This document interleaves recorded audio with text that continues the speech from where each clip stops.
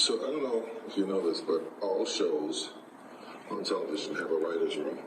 And I remember this. Most of the time there are 10 people, 12, whatever, that write all these television shows, right? Well, I have no writer's room. Nobody writes any of my work. I write it all. Okay. Why am I telling you this? I wrote all of these scripts by myself in 2019. That was peak fucking cringe. I can't even conjure up the word. Like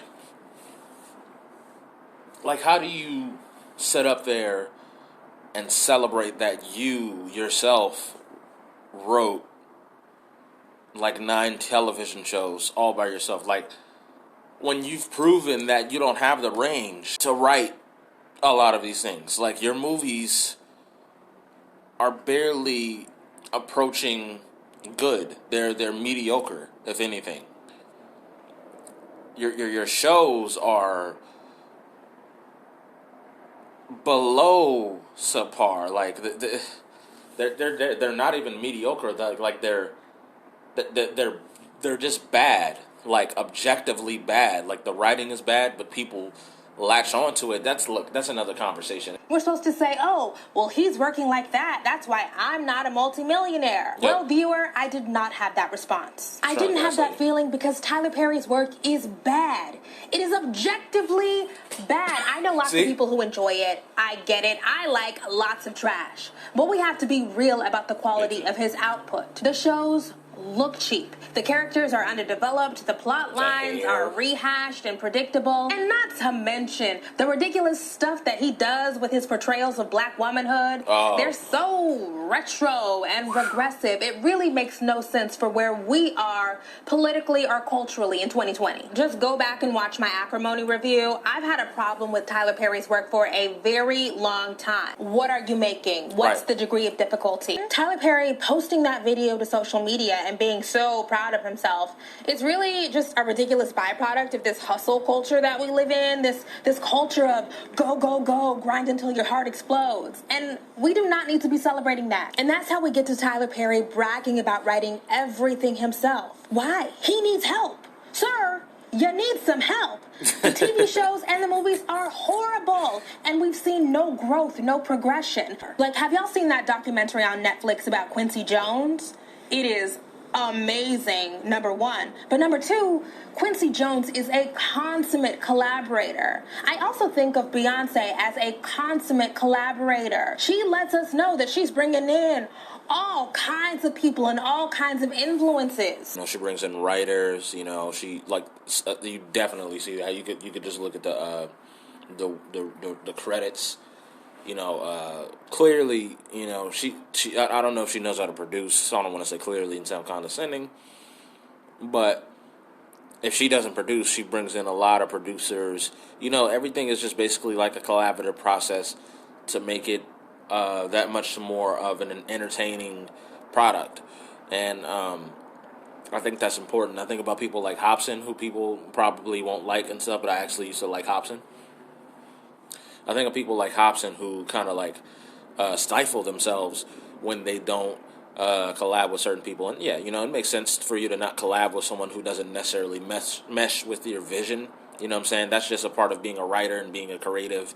You know what I'm saying? You don't want to work with someone who objectively does not connect with your vision and your stylings and stuff like that. But it also is important to try to assess whether or not you could, you know, create something innovative, you know, with a different mindset involved, you know. But that's really important, essentially, to making shit shake. You know what I'm saying? And this is coming from a writer. I actually write myself and stuff, and I'm not trying to plug anybody, but, you know, I got a book and shit. Tyler Perry has talked many times about building his own table. Everybody was fighting for a seat at the table, talking about Oscar so white, Oscar so white. I said, y'all go ahead and do that. But while you fighting for a seat at the table, I'll be down in Atlanta building my own. I get it. I endorse that message. Mm-hmm. But why build your own table if you're going to be the only person sitting at it? Oof. What's wrong with sharing credit? What's wrong with having an editor? What's wrong with coming together with people who are just as creative and brilliant as you are? His mainstay, I feel like, is his writing.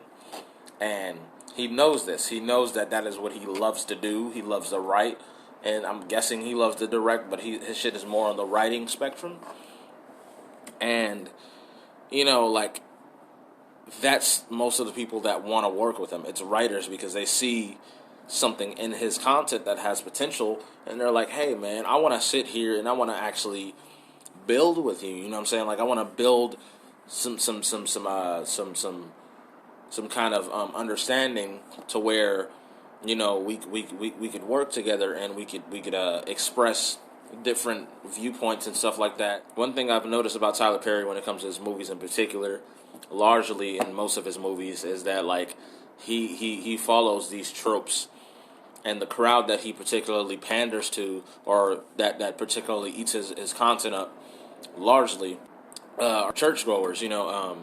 Old ladies, old black ladies, especially old black guys. You know what I'm saying? Like, when it comes to getting your ass whooped and stuff as a child and stuff like that. Like when Medea is whooping somebody or she's threatening to whoop somebody, like they're applauding it because they're toxic, because they're baby boomers.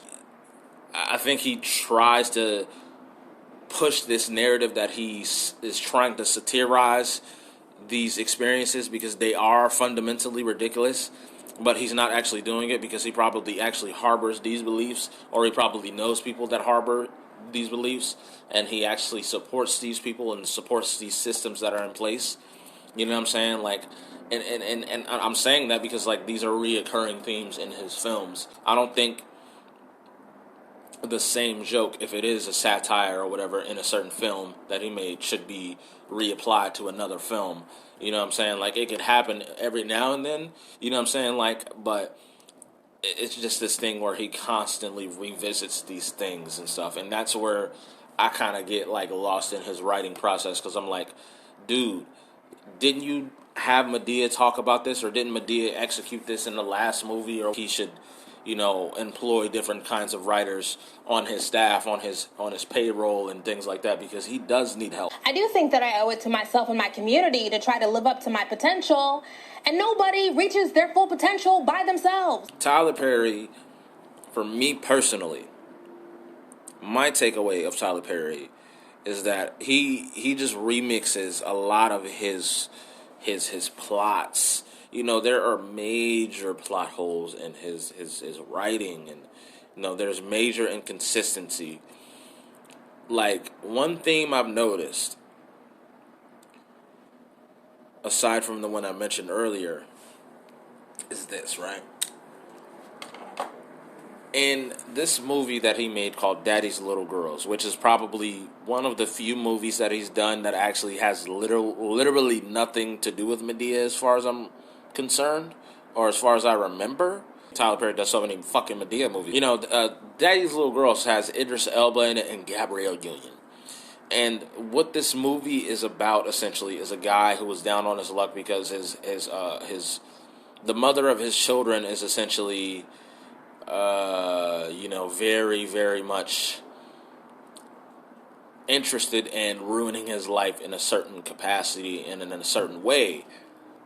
So, she ends up moving on with her life, but not fully. She's just still there trying to basically make sure that his life is a living fucking hell, according to the storyline. What I took issue with was that I've seen this thing in Tyler Perry's films a lot, even in some Medea movies, where someone dies immediately.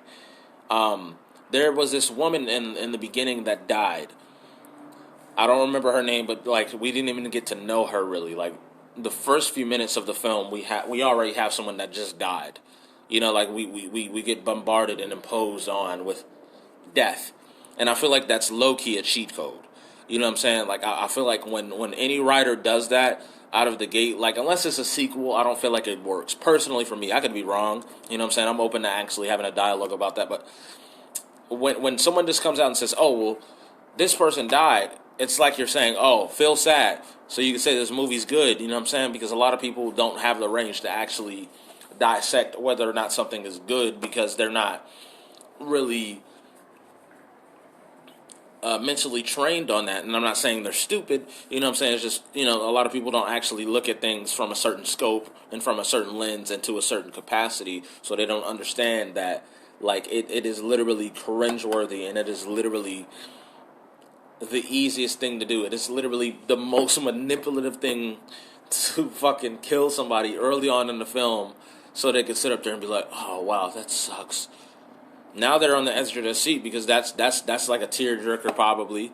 Not necessarily because you probably won't cry immediately, but death is literally a natural part of life. So people are going to be like, oh, wow, that person died? I wonder what else is going to happen. So the suspense is killing them, right? The suspense is killing them because someone died. They're like, oh, maybe someone else is going to die. Or like maybe a plethora of bad things are going to happen now. You know what I'm saying? So that keeps them there. I feel like what he could have did differently with that movie was just basically not kill that person and could have just let the story like live on its own. But would it have survived? I'm sure it would have and stuff because people still like the fucking movie. I think the movie is probably one of his best movies. I don't particularly want to own it. You know, I don't particularly love it. I don't particularly hate it either, though. Like, if someone turned it on, I'd be like, I don't really like Tyler Perry, but I mean, like, there's nothing else on, so let's look at this. You know, so that's where I stand on that.